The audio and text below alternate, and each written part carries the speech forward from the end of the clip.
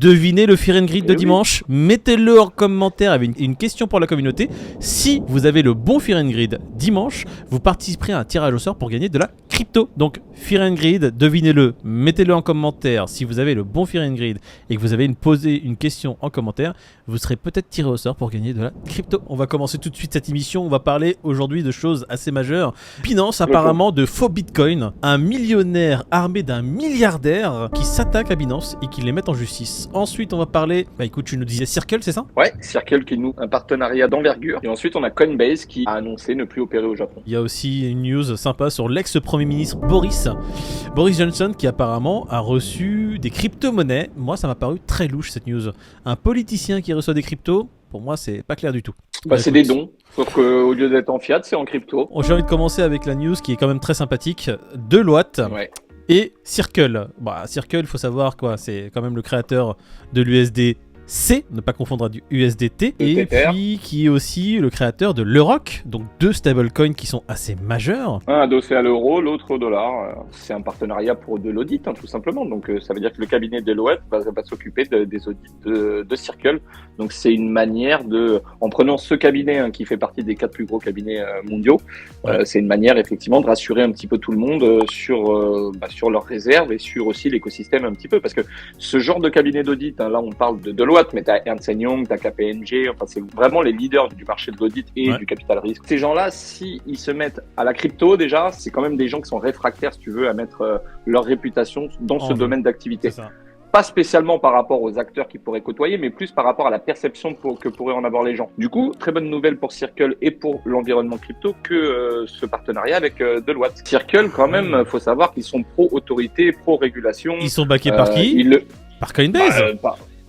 Oui, déjà, mais je veux dire, au-delà d'être backé par Coinbase, Circle, depuis ces derniers mois et depuis tout le temps même, te montre bien qu'ils sont vraiment dans la régulation. Avec l'histoire de Tornado Cash, par exemple, je crois que le truc était même pas passé, qu'ils bloquaient déjà les fonds. Pour te dire qu'ils se mettaient vraiment à niveau de la régulation ou des autorités, quoi. Premier de la classe. Donc, quand Deloitte choisit Circle, pour moi, c'est vraiment un signe de confiance. Donc, moi, je suis assez content. Circle, c'est pas un stablecoin que je hais, en particulier. Comparé à l'USDT, j'estime, en tout cas, c'est mon avis, que je trouve que il y a plus de transparence. Ouais, je pense qu'il y a plus de chances que ce soit mieux sécurisé, si tu veux, ou mieux backé que Tether. Ça reste mon avis. Maintenant, le problème de Circle, c'est autre chose encore, ou du SDC, c'est que eux, ils sont pro-régulation. Donc, c'est-à-dire que si tu passes par des protocoles comme Tornado ou n'importe quoi et que tu te vois tes fonds gelés parce que Circle contrôle ces fonds, c'est un autre type de problème. De toute façon, comme le disent certains, surtout les maximalist Bitcoin, ils détestent les stablecoins. Pour eux, les stablecoins n'ont rien à faire ici. C'est le cheval de Troie de la crypto, quoi. C'est ça. Si tu dois backer quelque chose par quelque chose, ça doit être le Bitcoin qui back, de toute façon, le reste de la crypto-monnaie. On va directement enchaîner avec celui qui back Circle, Coinbase. Coinbase qui apparemment cesse ses activités au Japon. C'est ça, conditions difficiles de marché. Ils en sont à leur 3e vague de licenciement, si tu veux. Bon, ils avaient fait des annonces très claires, en disant que, comme tu le disais, l'hiver crypto fait qu'on est obligé de prendre des dispositions si on veut perdurer. On avait déjà commenté sur le fait que ça paraît intelligent que de se prémunir quant à la situation des marchés actuels et sur les mois à venir, on ne sait pas.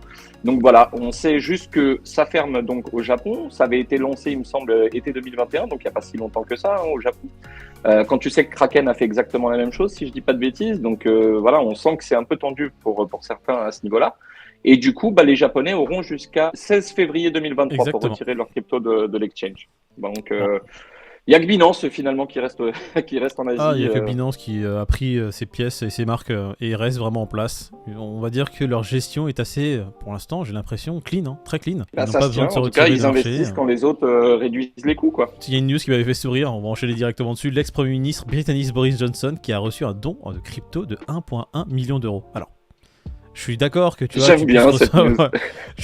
puisses recevoir des dons en crypto ou même des paiements en crypto, pas de problème.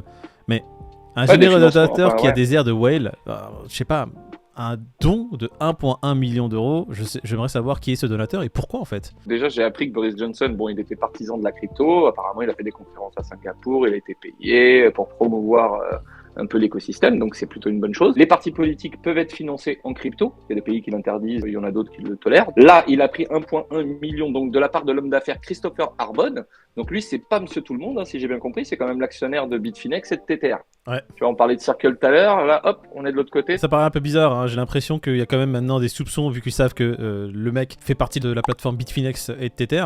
Ouais, c'est un actionnaire. Tu apprends dans l'article quand même que son petit million, c'est rien. Hein. Le mec, il en est à 15 millions de dons aux différents partis politiques anglais. Donc, tu vois que le mec, c'est pas la première fois qu'il fait ça. Hein. Ouais, là, financement de partis politiques pour moi. Johnson, tu vois. Ça se fait. Regarde aux États-Unis, SBF s'est bien permis de le faire. Je pense que c'est en fait. C'est un petit peu, c'est du lobbying, quoi, clairement. On apprend que le frère de Boris Johnson, il était consultant pour Binance. Ah. C'est beau, ça aussi, comme info. Écoute, ça devient de plus en plus... Ouais, ok, d'accord. Moi, je n'avais pas vu ça sur l'article. C'est énorme, je trouve. C'est énorme, ouais, j'avoue. Ouais, je l'ai appris tout à l'heure en lisant l'article. Il disait que le frère, il était chez Binance en tant que consultant, donc il se fait rémunérer à la presta, tu vois, mais... Bon, écoute, il y a des liens qui sont quand même assez bizarres. T'as ton frère qui fait partie de l'exchange Binance, et tu reçois des dons en crypto de gens qui je sais pas, qui sont dans l'écosystème crypto, qui ont des entreprises dans cet écosystème-là. C'est quand même. Disons qu'il y a des liens, Moïd. Voilà. Disons qu'il y a des liens. Maintenant... Après, l'autre, il travaille pas pour Binance. Non. Il travaille pas. Voilà, il est pas consultant, donc tout le monde sait ce que. Voilà, on sait tous ce que c'est qu'un consultant, donc il est à la mission. Il lui est arrivé de bosser pour Binance. De faux bitcoins sur Binance, ce millionnaire porte plainte. Alors, le titre est assez racoleur, mais j'allais dire que c'est pas très loin de la vérité, de faux bitcoins. Il y avait un bitcoin qui s'appelait le Bitcoin Satoshi Vision, le BSV, qui a été créé par Craig Wright. Alors, pour ceux qui savent pas c'est qui Craig Wright, bah tant mieux, parce qu'il y a rien à savoir sur lui. C'est juste un mec qui se faisait passer pour Satoshi, qui n'a jamais réussi à prouver qu'il était Satoshi. Là, dernièrement, il s'est juste excusé. Il a dit non, mais écoutez, j'en ai marre d'essayer de montrer au monde que je suis le vrai Satoshi. Je suis fatigué. J'ai envie d'être en famille. Laissez-moi tranquille. Pensez ce que vous voulez, moi je sais la vérité. Ouais, bah oui, bah tu sauras la vérité chez toi, tranquille. Alors, ce mec-là était associé à un milliardaire, un type Calvin qui avait quand Ayre. même été dégagé des bourses canadiennes parce que délit d'initié, hein, c'est son CV. Oh, du coup, rien de méchant, Oui, non, c'était un petit truc. Et du coup, après être viré des bourses canadiennes, il s'est lancé dans le gaming. Il a créé une plateforme gaming qu'il a revendue sûrement et il est devenu milliardaire. Bon, il a step up dans la société. Un casino, gros. Ah, un Il a casino. lancé un casino, le mec. Bah, Mais oui. voilà. Donc Et c'est ensuite- du gaming et c'est pour ça qu'il a été d'ailleurs en procès, je crois, et il a payé 500 000 $, je crois, d'amende. Mais il est devenu milliardaire grâce à ça. Ouais, 500 000 $ d'amende quand t'es milliardaire, je crois que c'est peanuts, hein. C'est de l'argent de poche, c'est ce que tu trouves au fond de ta poche quand tu C'est juste regardes la dans ton tête du vide. slip, ouais. Juste avant de le mettre à laver. Donc lui et 240 000 autres se sont portés, donc ils ont fait un recours Alors, pour porter plainte. C'est pas tout ça, sur les c'est excès. qu'ils ont créé ils ont créé une entité pour pouvoir réunir, c'est la BSV Claim Limited, Bitcoin Satoshi Vision Claim Limited, pour réunir 240 000 personnes dans leur plainte, donc une plainte collective, pour attaquer tous les exchanges qui ont délisté le Bitcoin Satoshi Vision.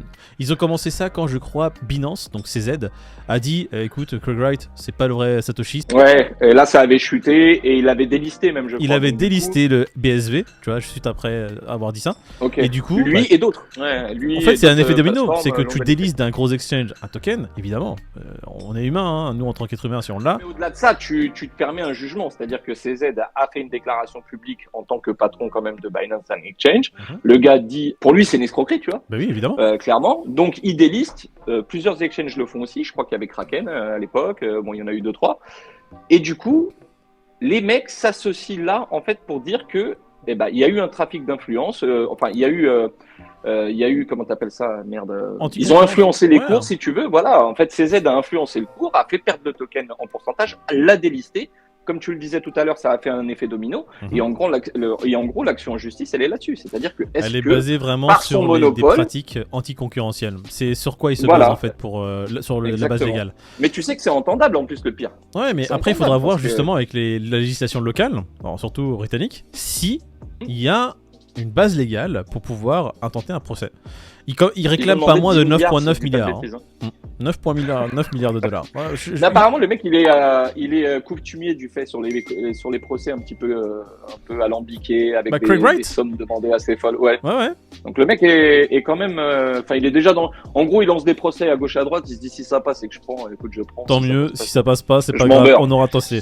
Bon, écoute, on verra C'est bien, ça, mais en ouais. tout cas, le BSV qui soit délisté, c'est une très bonne chose. Bon, écoute, là, le Bitcoin vient de passer sous la barre des 21 000. Bitcoin à 20 000, 000, j'allais dire 21 000, 20 934 $. L'Ethereum toujours au-dessus des 1500, il est à 1544 $. Bon, ils perdent tous les deux entre 2 et 3%, c'est pas non plus grand-chose. Non, ça va. Bon, écoute, le BNB, aussi, pareil, il perd 3%, juste en il dessous est des sous 300, les il est à deux. 293. Le XRP toujours à 38. Bon, il y a pas grand-chose. Hein. C'est pas non Solana, plus il a énorme. perdu quoi? 6% lui. Bah, génial, on Un peu pourra plus, recharger déjà. pour les prochains giveaways. Yes. Alors là, sûrement pas. Tant que Eh. ça tombe pas en dessous de 10, j'en Et j'ai envie de te dire, là, il y a quelque chose de magnifique quand même qui vient de se passer. Je vais le mettre en gros.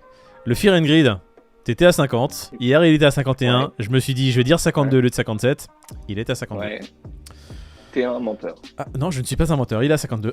D'accord. Je te crois. Tu vois, c'est Je ça te crois, Moïse. la beauté de faire le Fear and Greed du lendemain. Ça nous empêche de C'est vrai tricher. que. Et ça me fait mal quelque part. Ouais, parce que moi, Ça me tu vois, fait mal à mon c'est être. comme si je devais jouer au Monopoly de façon legit.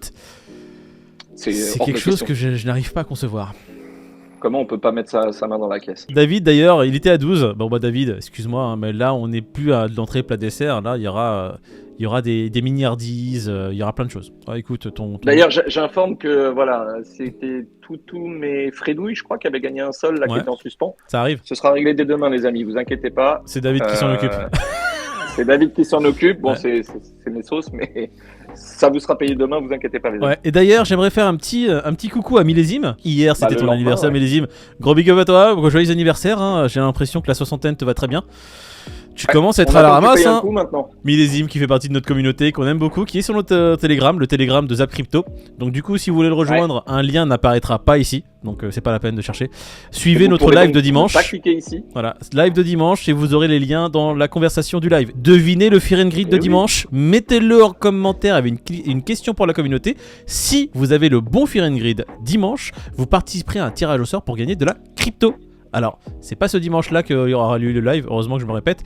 Le live aura lieu lundi, donc Fear and Greed, devinez-le, mettez-le en commentaire. Si vous avez le bon Fear and Greed et que vous avez posé une question en commentaire, vous serez peut-être tiré au sort pour gagner de la crypto. Et du coup, quel est ton Fear and Greed pour dimanche à toi?